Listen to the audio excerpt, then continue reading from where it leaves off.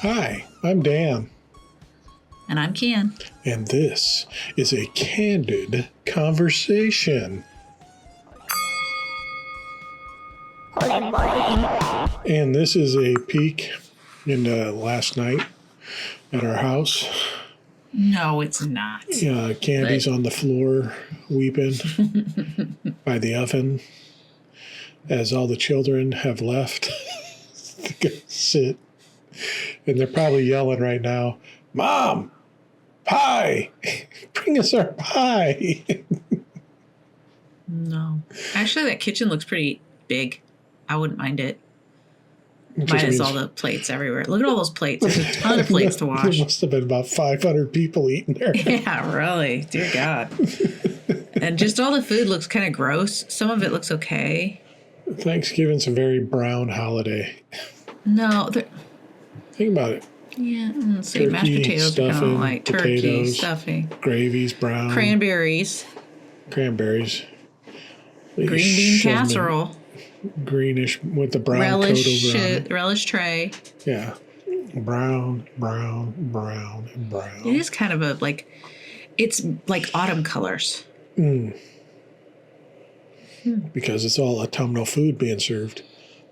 And then Christmas is like obnoxious bright greens, reds, sparkles on everything. It's a celebration.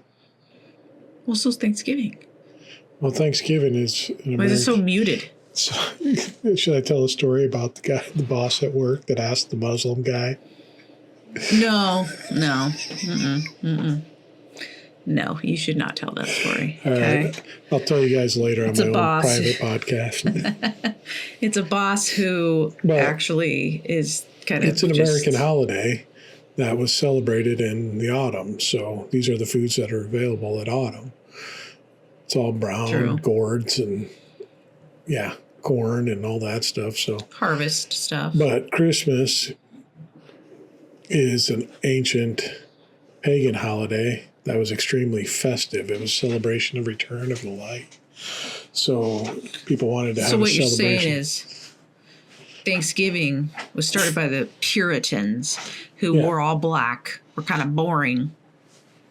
Yeah, so they're like boring color foods. It was just a fit-in feast at that time of year. Christmas was a celebration of light returning, so it was a giant, almost birthday type. Because Jesus was born. Happy birthday, Jesus. Actually, I've heard people say that Christmas should be celebrated in like February because it's like in the very deep part of winter, and it would bring some light and happiness to it. Plus, it would pull it away from things so that all the holidays aren't so stressful. Like everything's jammed into like a month, right? Stretch it out a little bit and people can enjoy it more. And, it's an interesting thought. I don't know that it will ever happen, but you never know. It would take a lot for all of society to shift. Well, it could. Too many Christians believe that this is Jesus' birthday. Well, didn't you tell me not too long ago that Christianity is on the decline? Yeah. Or at least Christianity in the, that super religious form. I don't want to say like people who follow Jesus. I'm not saying that. Identifying with a specific faith. Yeah. So. I think a lot of people would say that it was Jesus, following Jesus, that pulled them out of the church or out of Christianity, right? Anyways, okay, so today I just wanted to, since we're post-Thanksgiving, I just want to talk about the things that we're thankful for. Maybe in the sense of after deconstructing, like some of the things we're thankful for that deconstruction has kind of shown us. Things we maybe wouldn't have been thankful for, but like, okay, I'll take, and another thing I want to say thank you is like specifically for you and the things I admire that you do that are part of who you really are and getting to know that person. It's not necessarily the person I thought you were when we got married, but I'm glad you are that person. So there's certain things that I like that you Say less, say less.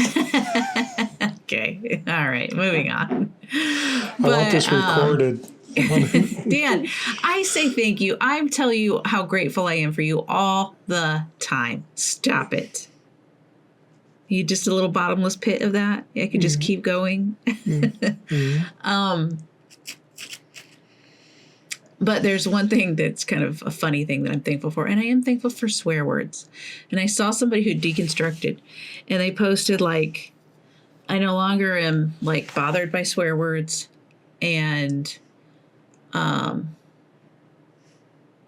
like a good cuss word or whatever.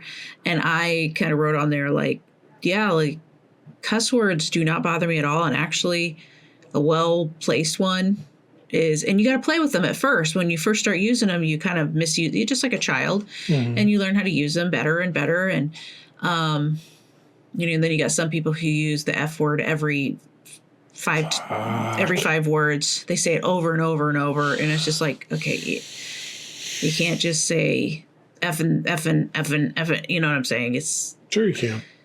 You can, but you might want to put in more words and use it a little more sparingly. That's my opinion. I think it has more oomph to it if you use it, more tactfully. But I don't care how somebody uses it. But to me, bad language would be slandering people. That's the stuff I would have a problem with, not the syllables that come out your mouth. So anyway, that's one thing I'm thankful for. What about you? What's one thing you're thankful for after deconstruction, or post Christianity, I should say? Let me think here. Post Christianity, thankful for beer. Being able to drink it? Yeah, and make it. Probably more able to make it because you still could drink it sometimes. I sound like some giant alcoholic. Yeah, you do, but you do not drink hardly ever, so it's just really interesting. But I enjoy having a nice beverage every now and then. Experiment with that. You like making it more than anything and seeing other people enjoy it, I think. Yeah, I do. But being able to explore that aspect of things, I make all sorts of different types of alcohols now. And if we were still in the faith, there'd be a lot of eyebrows being raised on. Okay. That's your hobby? Okay. All right. I think we need to have a talk in the office with the pastor. No pastor talks. So that's one thing. Trying to think what else there might be after that.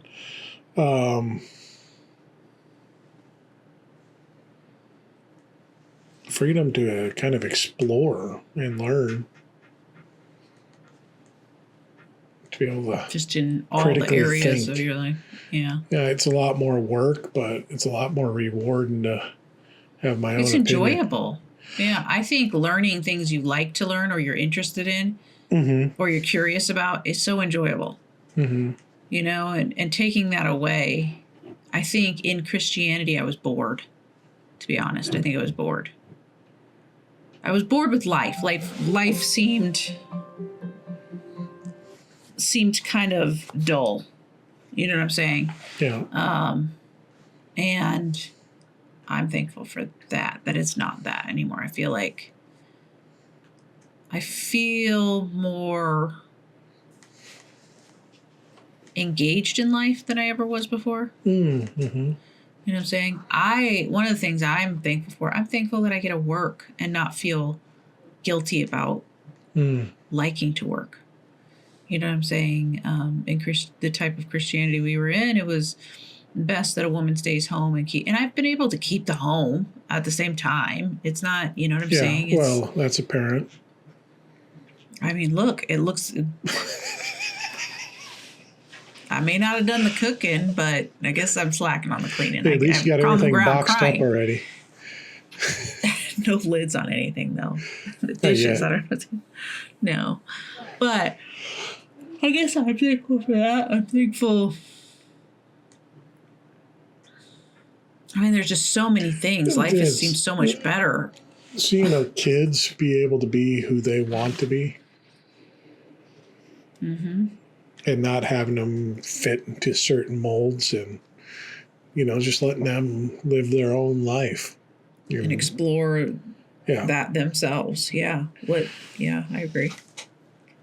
Uh, And letting them be themselves. And even if it's not something that, if they're angry, they don't have to change they can be angry, can't be mean, but they can be angry, and they can, and we can be curious I think curiosity, being able to be curious about your own emotions and other people's emotions and how people react and how you react instead of judgment, Yeah. Yeah. It's just, there's so much in it. And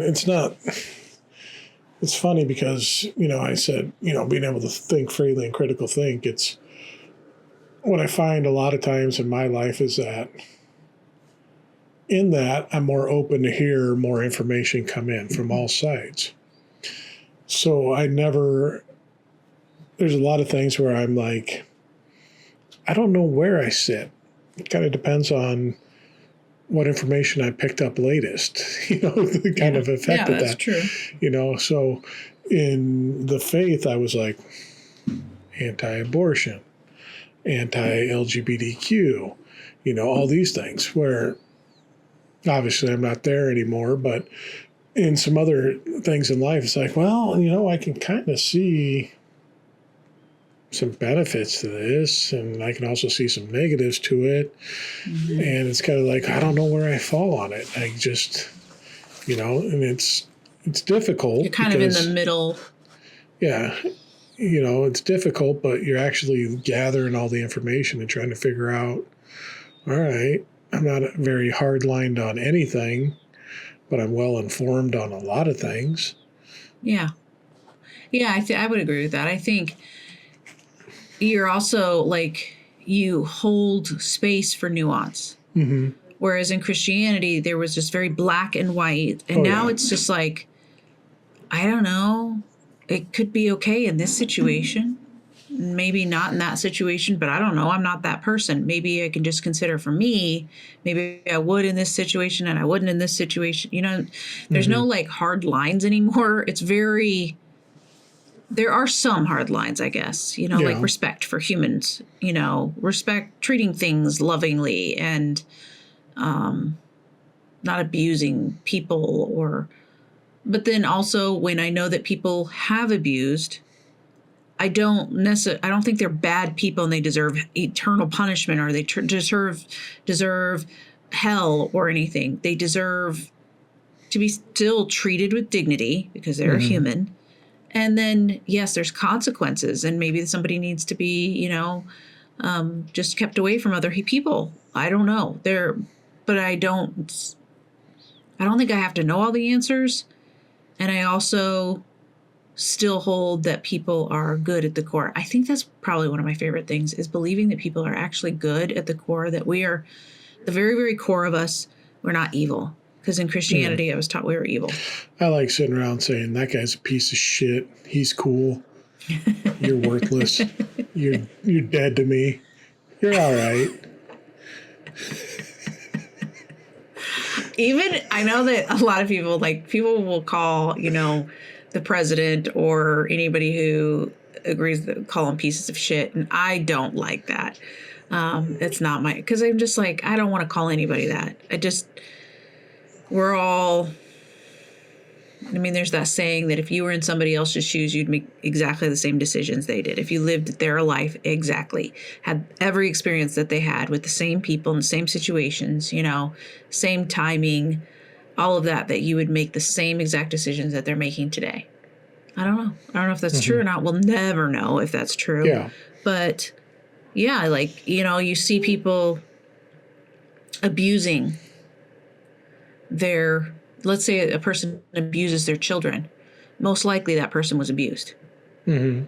You know what I'm saying? They're repeating something that they saw. It's a program running in the background. This is what's done. This is you repeat what if you don't actually intentionally reprogram, you will turn out like your parents. That's just what you'll do. And I think for me, that even comes into play. Like I see my parents in their old age, not able to move very much. I don't like that. And if I can help prevent that from happening to me, I will try to help prevent that from happening to me as much as I can, because to me, that doesn't feel like I don't know that I would want to live that way, and that's my preference. So being able to make a decision instead of just, oh, that's what you do. That's just what you do. And I think in Christianity, there was a lot of that, marriages are just kind of get dull when they get older. You're tired of each other. Well, why? That isn't always the case. I've seen people that are like old and they absolutely love each other. They have so much fun. Mm-hmm. Can we be those people? That kind of stuff. So we can't. I guess I'll have to find a new partner. We're going to be dull and brown like a Thanksgiving dinner. That's you by yourself. This is going to be your Thanksgiving. Mine will have sparklies everywhere. Mine will be a hungry man dinner.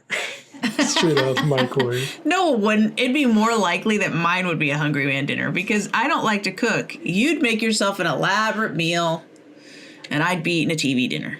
Come on. No. Who's more likely to do that?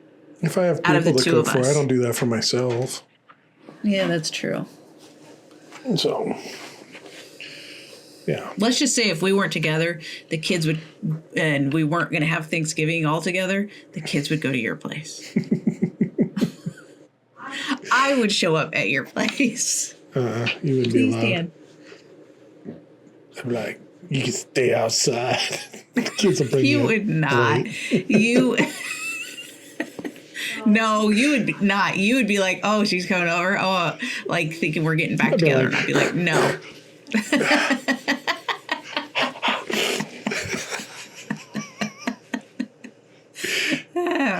I'd be like, no, buddy. It's like, Dad, why are you doing push-ups in the kitchen? Is your mom here yet?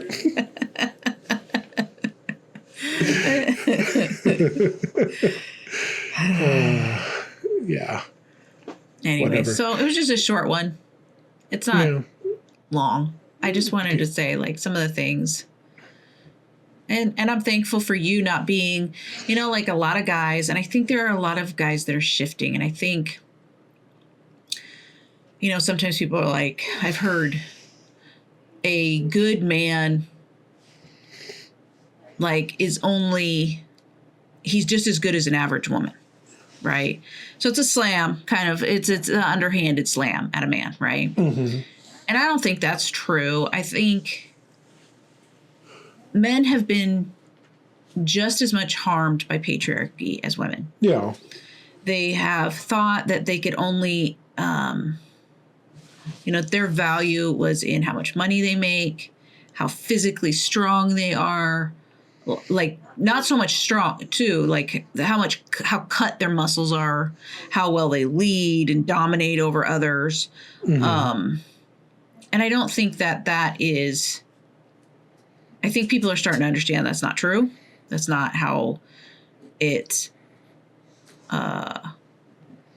like the idea of manliness to me is not that. Though I do like your strength. I like that you're stronger than me. I do feel safer. Like when we go for walks at night, because I went by myself the other day, and it was a lot more scary. I was on high alert the whole time. I couldn't like really relax. I was just like kind of listening for every sound. So I am really thankful for that. But I also, and not that men need like a pat on the back or anything, but we're raising sons, and I don't like, how some people are talking about men, because the little boys are listening. Mm-hmm. They're listening to what people are saying about them. And it's like, no, let's point out the good. Let's point out the things that men do right. And maybe more men will start doing that. Like the fact that you cook for us without thinking, oh, that's women's work. And you don't complain about it, and you try to come up with new things, and you help a lot more around the house. Like you've learned so much from just having conversations with me. Like you used to just not do stuff, not notice things. And that's a big complaint that women have. Like, why doesn't he notice it? He should notice it. Well, you weren't trained to. women are kind of trained to pay attention to every little flaw and every little thing. And so that's why we kind of notice all those things, because we've been programmed that way, and it's not really healthy. And so then we get mad when the guy doesn't notice it. Like, you should notice it. You have eyes too, but you don't see it because you're not programmed to look for it. And so you're not looking for those things. You don't see when the house looks as messy as I do, because it doesn't bother you that much, because you're just not programmed to look for it. But the fact that you've grown and matured and you've learned to something needs cleaned up, you've cleaned it up. You don't necessarily just wait for me to say something about it. And I like that you take that initiative. I like that you have grown and changed. I like that you are I think you're a far better man. I don't want to say better. You're much more mature than you were. You've grown into manhood rather than a man boy. So, thank you. You like your man boy? I don't like a man boy. A man child? No, thank you. Mm-hmm. So. But you were one. Oh, you're adorable. You're adorable. Look at her over there. All smiles and cuteness. So, all right. Well, anyways, we're thankful. We're a couple of thankful. Dan got glazed like a Thanksgiving turkey. You don't glaze a turkey. You glaze a ham. Okay, whatever. I don't know the terms. That's apparent. Hungry man. I do know. I know how to cook, for crying out loud. I just don't like doing it. Yeah. I cooked for decades. What are you talking about? It took breaking my leg for him to take it over. Now I'm going to trash talk you. And there goes all the thankfulness. One comment out of my mouth and she takes it all back. Okay. All right. All right. Well, folks, what are you thankful for? Let us know. Leave it in the comments. But you can do that on YouTube. Leave us or hit that like, smash that subscribe, pound that follow, do all the good stuff. Candy's trying not to pay attention, but still paying attention whatever I say. I'm listening to you. Do all that stuff. Like, subscribe, and follow. We appreciate it. If you got time, leave a comment what you're thankful for. If you're listening on a podcast streamer, leave a comment there too. If you got a moment, we'd appreciate hearing from you and see what you're thankful for. And give us 5 stars. That's a big one there too. It helps us move out in the algorithms. And down below, click on our links. We got a whole bunch of them down there dealing with everything that we're going on with. So go check them all out, dannycan.com. It's down below. So take a peek, get in there and wander around the world of Dan and Can. But other than that, we're thankful for you guys for listening and tuning in every Wednesday and Friday and listening to us drone on and complain about all the dishes we have to do. We, meaning me. I cooked it all. Fair. So, anywho. All right, folks. Thank you for listening. We'll see you next week. Bye. Love ya.